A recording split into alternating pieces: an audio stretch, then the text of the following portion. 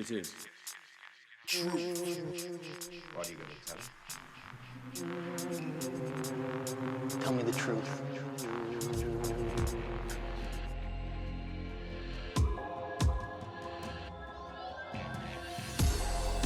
This present window of opportunity, during which a truly peaceful and interdependent world order might be built, will not be open for too long. We are on the verge of a global transformation. All we need is the right major crisis, and the nations will accept a new world order. David Rockefeller.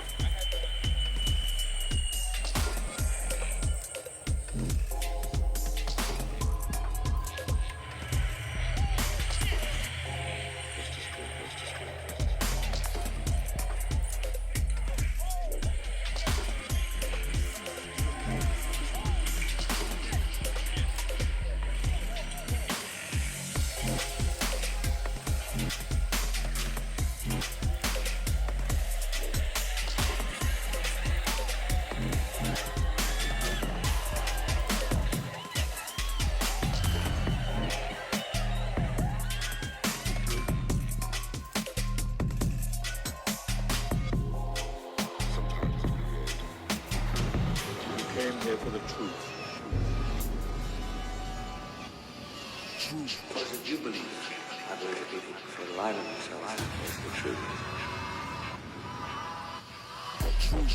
You want to uncover the truth?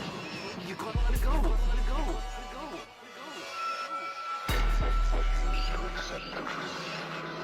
Undisputed truth. Open your eyes.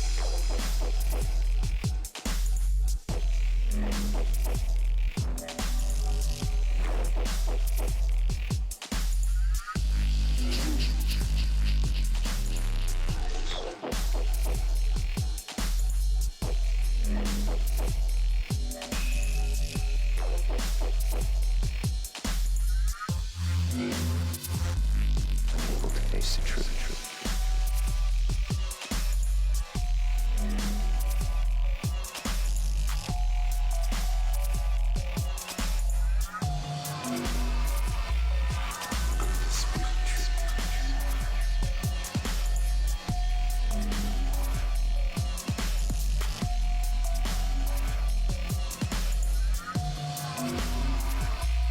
Open your eyes.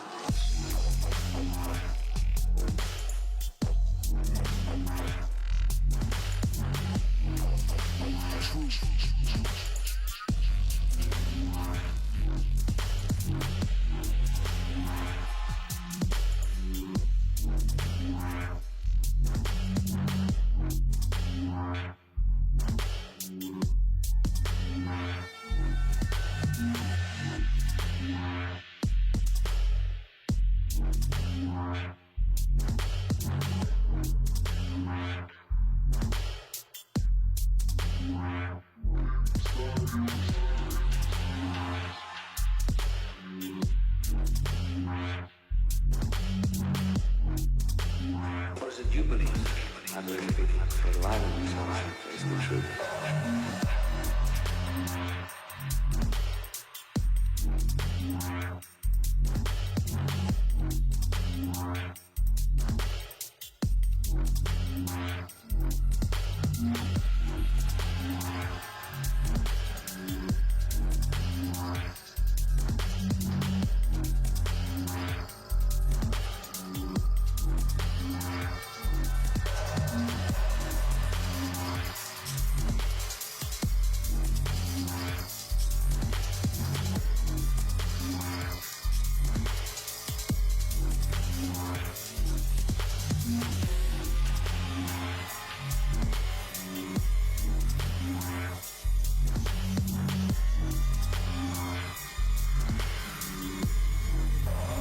You came here for the truth.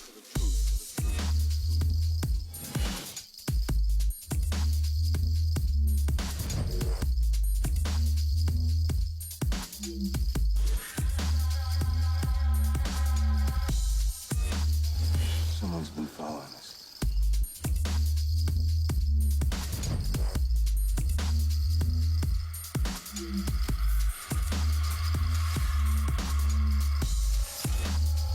Refuse to accept the truth.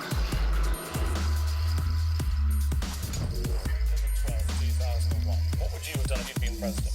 What would I have done? Yeah. I would have done a legitimate investigation to find out what exactly happened on 9/11. How did they know who did this so quickly like they did Lee Harvey Oswald? How quick they knew Lee Harvey Oswald killed Kennedy. Because the people who did it were identified and we knew who they were. Then why couldn't we have stopped them beforehand if they were identified and we knew who It they was were? a failure of intelligence. Everyone's accepted No, it that. wasn't. We knew before with Condoleezza Rice's memo on August 6th when it stated right in the memo, Bin Laden to steal planes and run them into buildings. And more stuff is coming out now also, how much the Bush administration ignored the intelligence. It was almost like they ignored it because they wanted it to happen. Oh, come on, Jesse. No, now it'll come off. Wait a minute. Every rule of thought starts with a false flag operation. You can't, in all seriousness, sit there and try and make out anybody in the Okay, Bush let me ask you administration this, wanted Piers. it Wait to a minute. happen. Let That's a ridiculous thing to say. Let me ask you something. How much studying have you actually done of 9/11 other than what the government's told you and what mainstream media A lot, has told actually. you? I've been studying it I was 4 editor years. of a national newspaper. I've talked We to covered people. it Wait a in minute. depth every day for Really? 5-6 months. Really? So I know a lot about it. And one thing I do know is Let me ask you this you then. cannot say that any member of the Bush administration knew it was going to happen and wanted it to happen. It's a ridiculous thing to say. Ridiculous. Okay, let's talk about your BBC. I have a tape of a BBC reporter broadcasting directly back to England talking about a third building has collapsed. World Trade Center Building 7 talks for 7 minutes. All the while she's talking, World Trade Center Building 7 is still standing right behind her.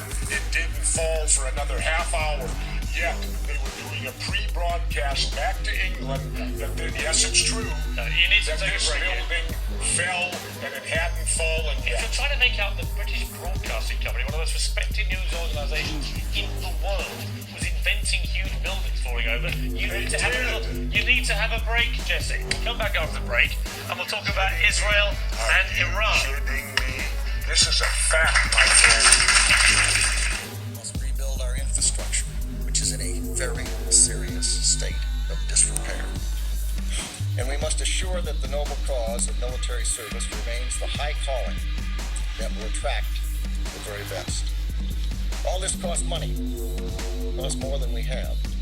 It demands agility, more than today's bureaucracy allows. And that means we must recognize another transformation, the revolution in management, technology, and business practices. Successful modern businesses are leaner and less hierarchical than ever before. They reward innovation and they share information. They have to be nimble in the face of rapid change or they die. Business enterprises die if they fail to adapt. And the fact that they can fail and die is what provides the incentive to survive. But governments can't die. So we need to find other incentives for bureaucracy to adapt and improve. The technology revolution has transformed organizations across the private sector. But not ours, not fully, not yet. We are, as they say, Well, the boys will go entangled in crazy our for this anchor chain. all over. In Our the world. financial systems are decades old. According to some estimates, we cannot track $2.3 trillion in transactions. We cannot share information from floor to floor in this building because it's stored on dozens of different technological systems that are inaccessible. The U.S. government's Defense Advanced Research Projects Agency, commonly known as DARPA, announces a bold initiative to develop what they call next-generation non-surgical neurotechnology. It is designed to allow the human brain to directly interface with machines. We know that DARPA is exploring human-machine interfaces that include direct connections between the brain and outside systems. That's been from the beginning of DARPA's information technology mission, and it continues to this day. DARPA has created some of the most influential technologies of all time, things that we use and take for granted every day, including the project that became the internet. They've created self-driving cars, stealth technology, GPS that fits in your pocket. That's DARPA's specialty, to imagine the future and create it. A new technology that is actually very much on the verge of being a reality that is being fielded is we could have a sensor maybe on the surface of our head, or maybe implanted somewhere in our body, in our brain, or something that allows us to interact directly with our communications gear, our processing gear, our weapon systems, and so on. But now imagine we take that technology and we can control robots at a distance with it. Even fly drones. You put this sensor on and you think the right way, and you can increase the speed of the fan by thinking and controlling that thought with direct-to-mind or mind-machine interfacing. With that type of capability, you can control all sorts of buttons and mechanisms in equipment. Mind-machine interfaces will have many applications in both civilian and military life. But there are those who believe that this same technology could also be used by DARPA as a new form of mind control. Like their counterparts at the CIA, DARPA-funded researchers have spent decades investigating how the human mind can be altered. In 1965, DARPA launched Project Pandora, which studied the possibility of using microwave radiation to control human behavior. The project reportedly ended in 1969, but DARPA's investigation of how machines can affect and possibly control the brain continues to this day. There are explicit programs at DARPA to read and write to human brains, whether it's through direct implants within the brain or wearing some kind of cap. So these things are being worked on, and we know that. So what's the next step? Maybe the next step is we can send instructions and information to an actual person from a distance with this kind of technology to let another person control their actions. But that could be something that could be malicious. If there's some way to do it from a distance, a much greater distance than something that you can wear on your scalp, that would be the ultimate technological achievement that would fall into this realm of mind control and direct human-machine interface that DARPA may well want to keep secret. In the near future, DARPA may possess the technology to remotely control the human mind. But as concerning as that may be, according to some scientists, a more permanent kind of mind control technology is looming. And it involves modifying the human brain by altering the human mind's DNA. The future of mind control, and the future being right now, because these experiments are being done, is using gene editing tools. One of them would be CRISPR. The way it works is take the CRISPR, which are these short alternating repeats of DNA. You put that together with an enzyme called Cas. And so you take the CRISPR that you want to use. If you put these pieces together, they can be injected and insert this DNA to certain areas of the brain so that we can change brain cells and turn you into something you wouldn't otherwise be. So in this way, gene editing technologies like CRISPR really form a definite basis for future mind control. These are things that DARPA has investigated. Every technology has the potential for good or evil, and who defines what's good and what's evil, and who uses it for what purpose. These are all questions that have been asked about everything from rockets to self-driving vehicles. We still don't have a good handle on the ethics of various technologies that we use. Technologists tend not to be so concerned with the ethics. That seems to be the domain of other people, policymakers, for example, academics, people like this. There needs to be a hand-in-hand interaction with people creating technology and those who are considering the ethics. We look for Type 1, Type 2, and Type 3 civilizations. A Type 1 civilization has harnessed planetary power. They control earthquakes, the weather, volcanoes. They have have cities on the ocean. Anything planetary they control. That's type 1. And type 2 civilization is stellar. They've exhausted the power of a planet, and they get their energy directly from their mother star. Betos don't get a suntan on a weekend. They use solar flares. They use the power of the sun itself to energize their huge machines. Eventually, they exhaust the power of a star, and they go galactic. They harness the power of billions of stars within a galaxy. Now, for example, Buck Rogers would correspond to a type 1 civilization, a planetary civilization.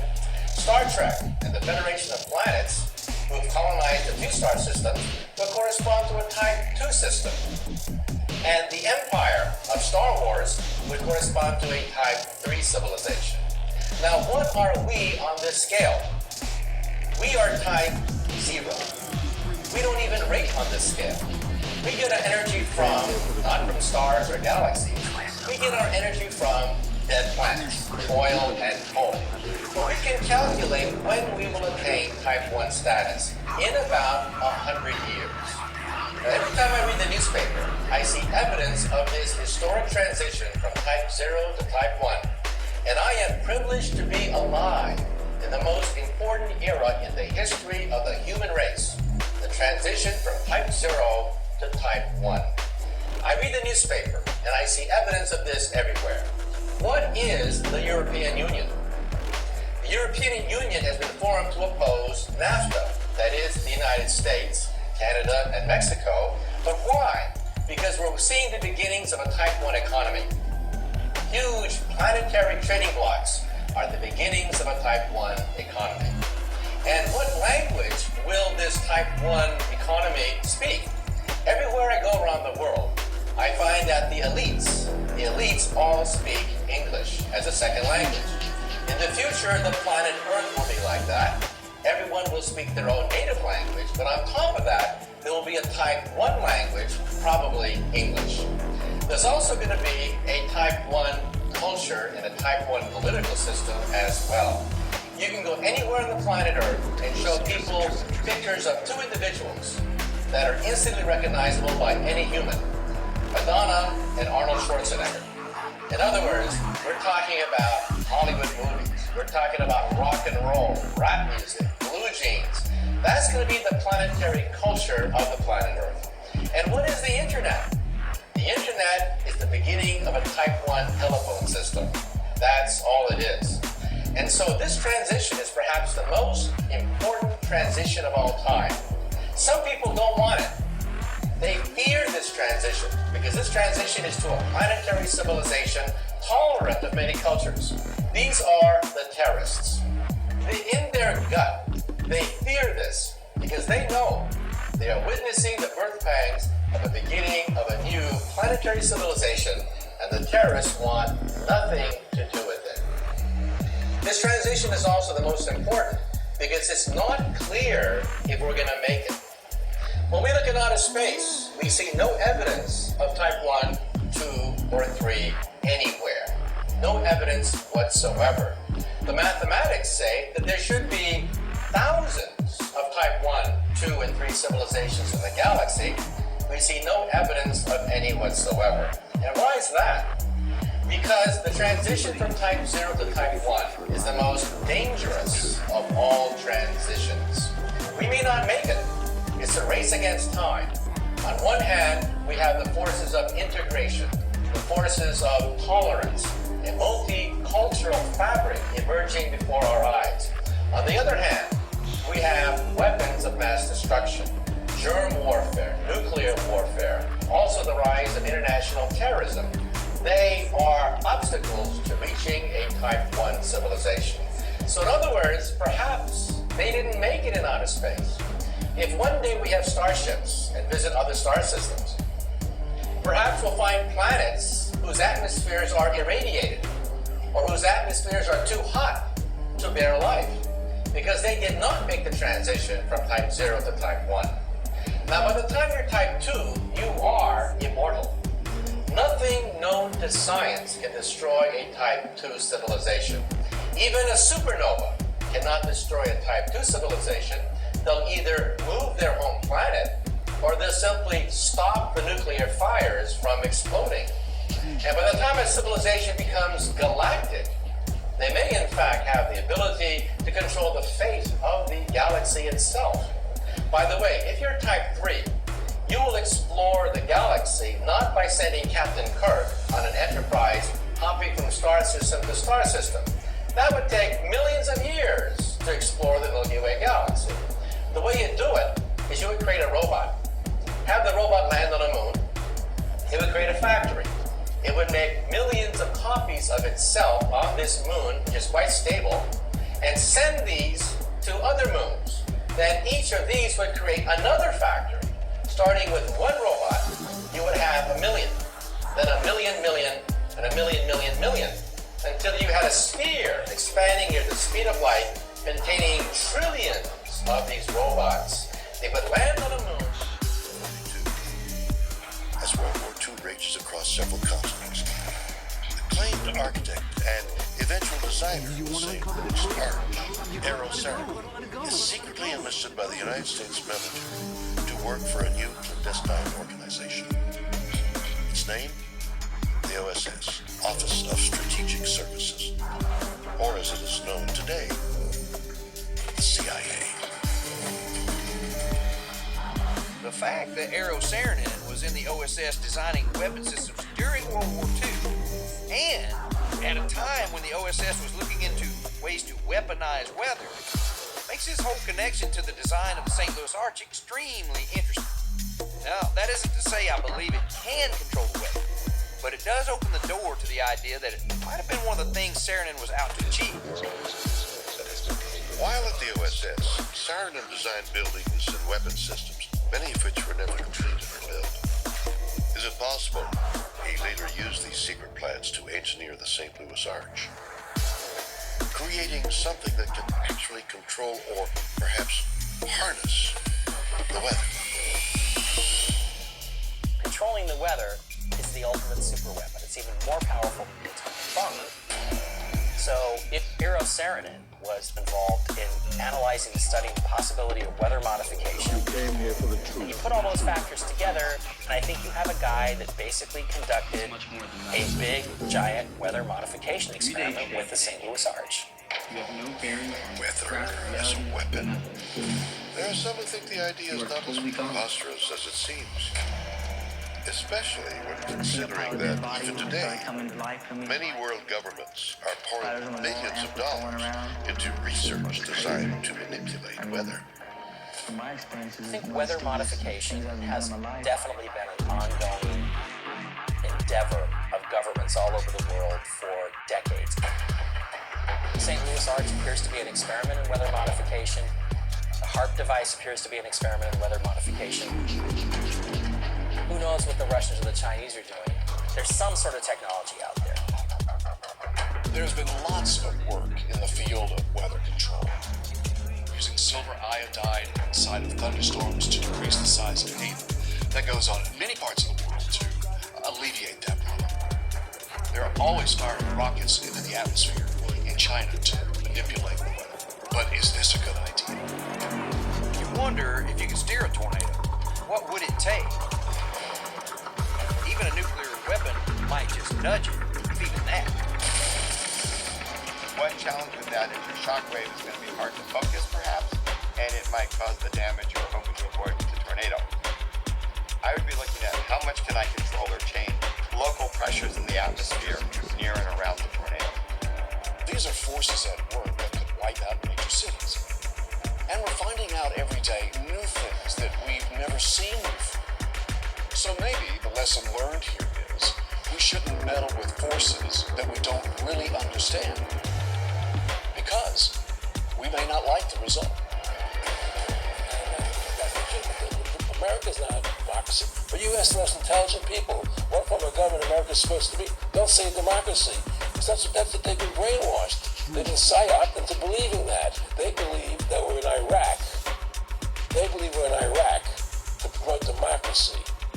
The word democracy, you hear George Bush saying democracy means freedom. No, democracy equals New World Order. Democracy equals slavery. The word democracy is not synonymous with freedom. It's the opposite of freedom. Democracy is the worst form of government you can have. It's majority rule. And the government can tell you exactly what they want to tell you to do. It's the majority wants it. I don't care what the majority wants. I live my life as I choose. And if I don't commit violence, theft, or fraud against another human being, I can live my life as I wish. That's my choice. And if I'm allowed to make mistakes, because when you make mistakes, you learn from them. You grow as a human being. We're put on this earth to become the best individuals we can be, to fulfill our God-given potential. Right? We're not here to put on this earth so the government can tell us how to live our lives and what we must do. We put into these systems and these paradigms. No. The same thing in health. You know, if you're sick, you have to have a certain protocol. Nonsense.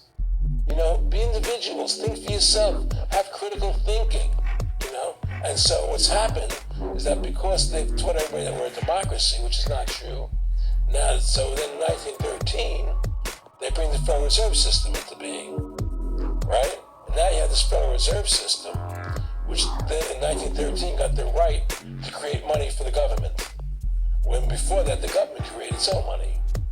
Now the government, when it needed money, had to borrow from this private bank called the Federal Reserve, which is a private bank owned by individuals, incorporated in Delaware. And so what happens is now the government borrows money from them to fund the government, and the government says, well, we have to pay these people interest. How are we going to pay them interest? Let's impose a tax on the labor of the American people, which never existed before, to pay the interest of bankers. In fact, in 1980, Ronald Reagan said, "Don't go sin." Your income tax money goes to the country, all goes to the public.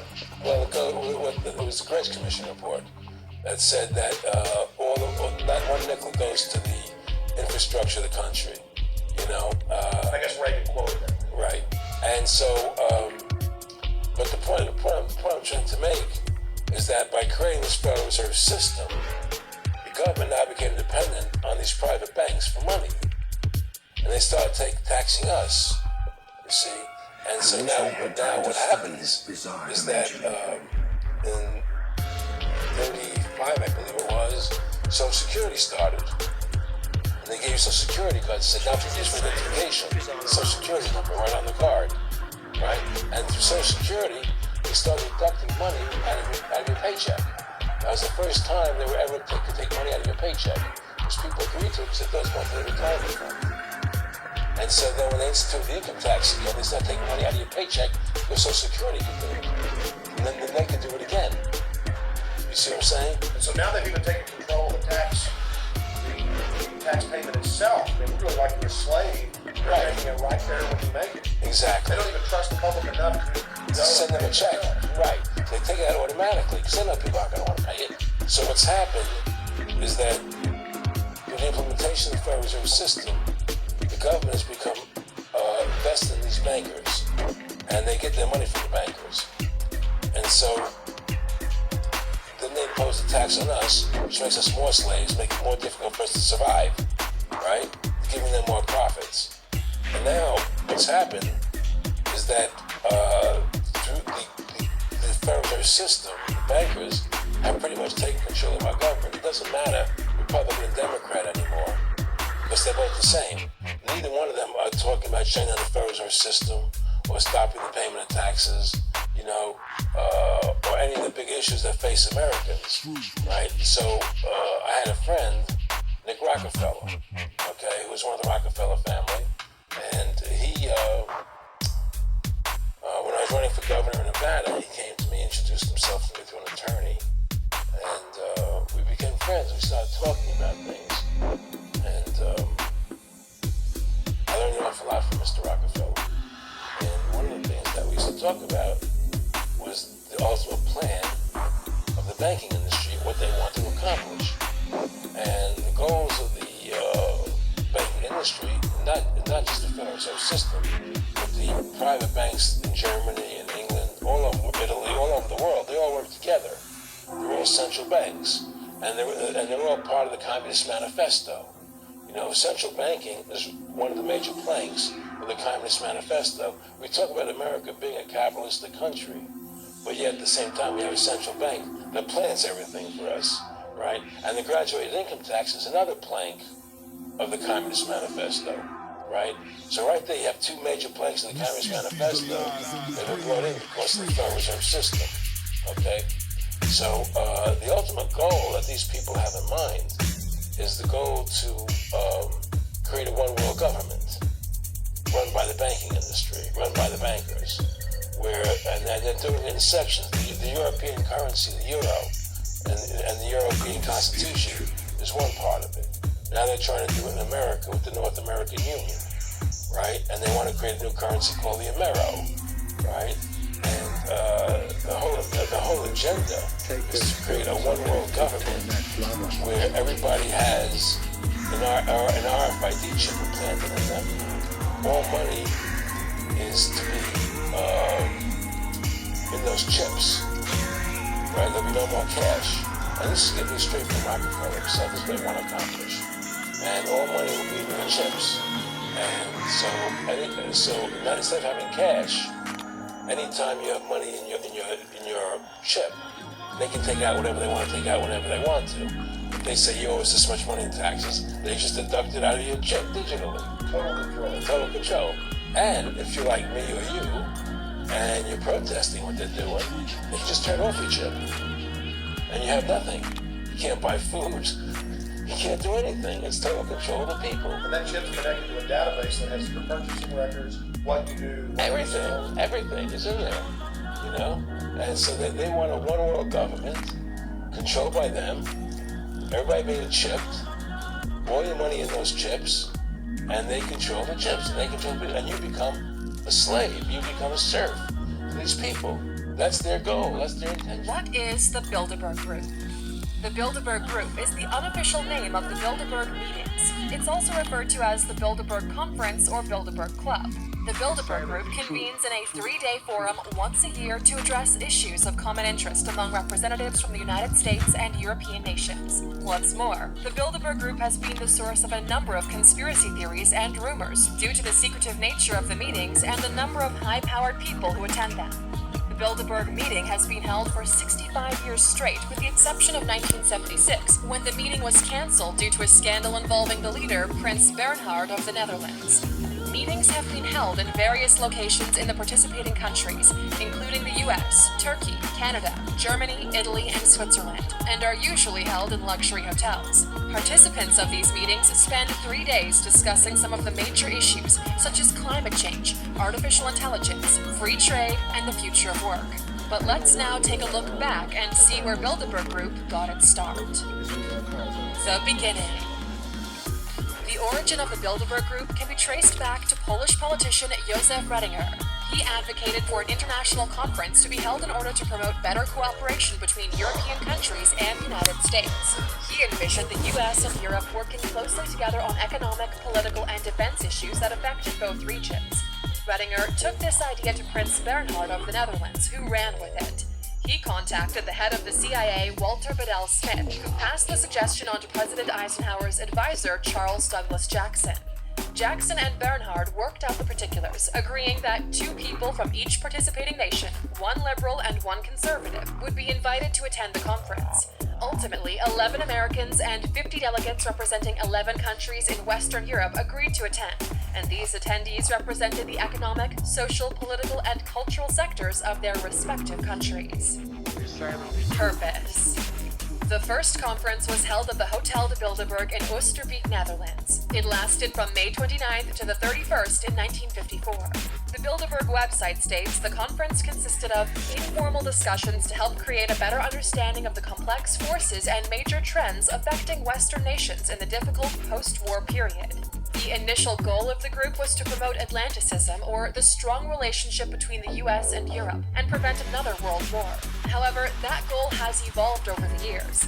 Dennis Hillary, one of the founding members and a 30-year participant, stated, "To say we were striving for a one-world government is exaggerated, but not wholly unfair.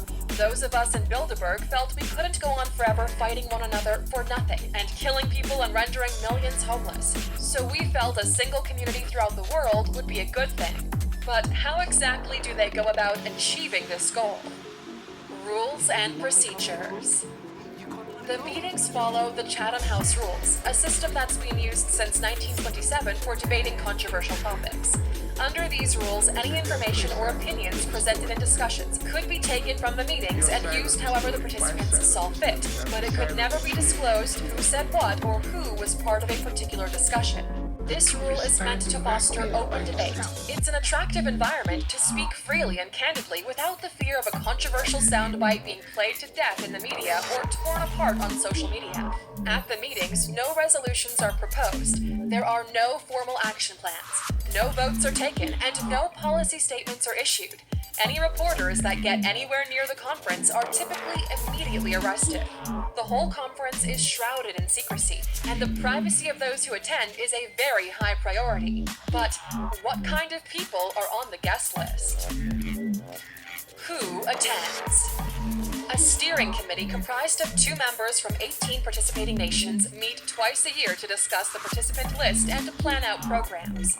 Between 120 and 150 people attend the meeting each year, and about 1/3 of participants are from America, with the other 2/3 coming from Europe.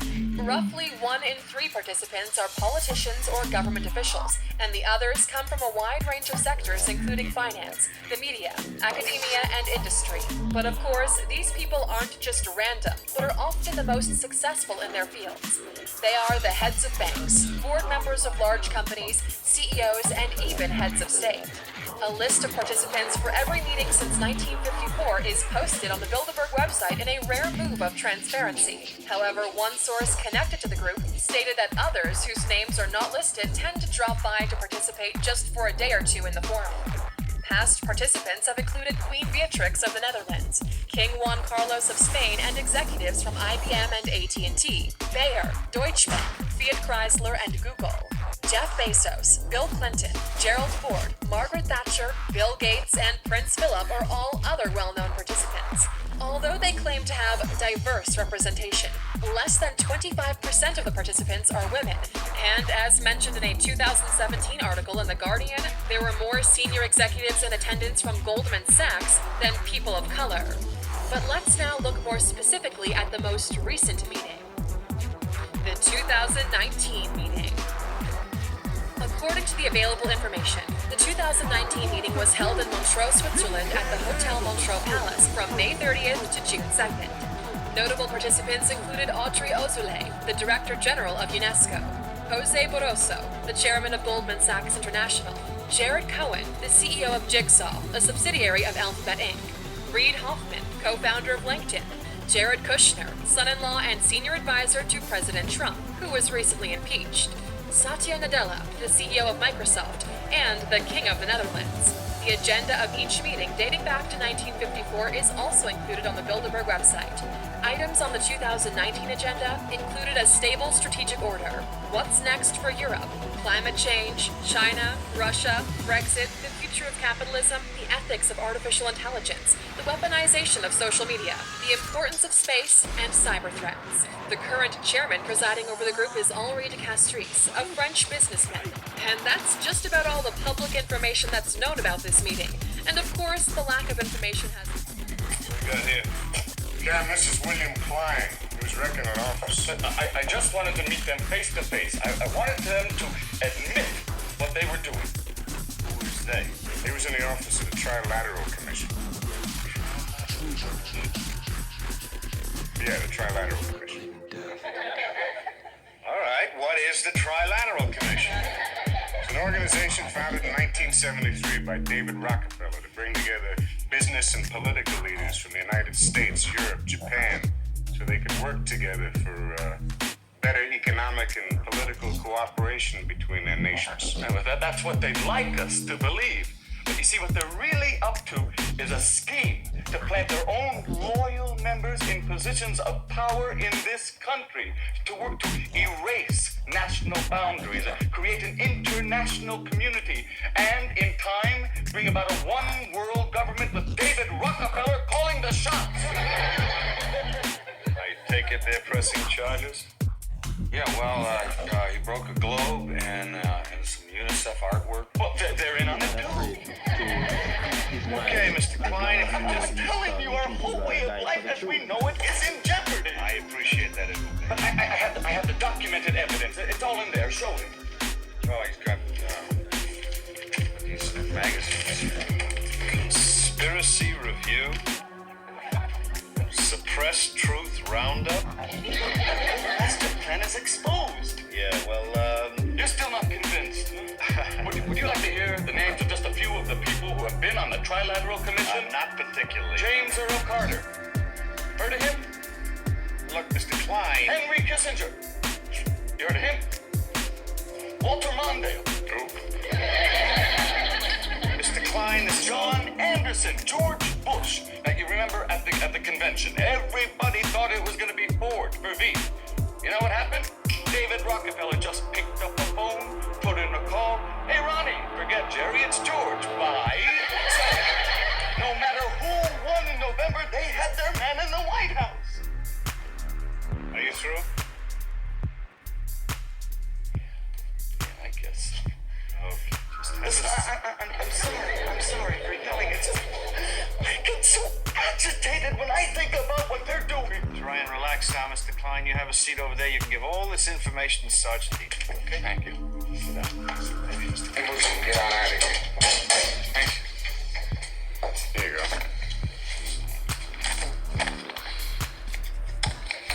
Okay, that's it. Thank you. Guess you think I'm just another crackpot, huh? No, I think you've voiced some legitimate concerns. Really? Sure. Any large organization of powerful people, even if it's not conspiratorial, is open to excess and abuse.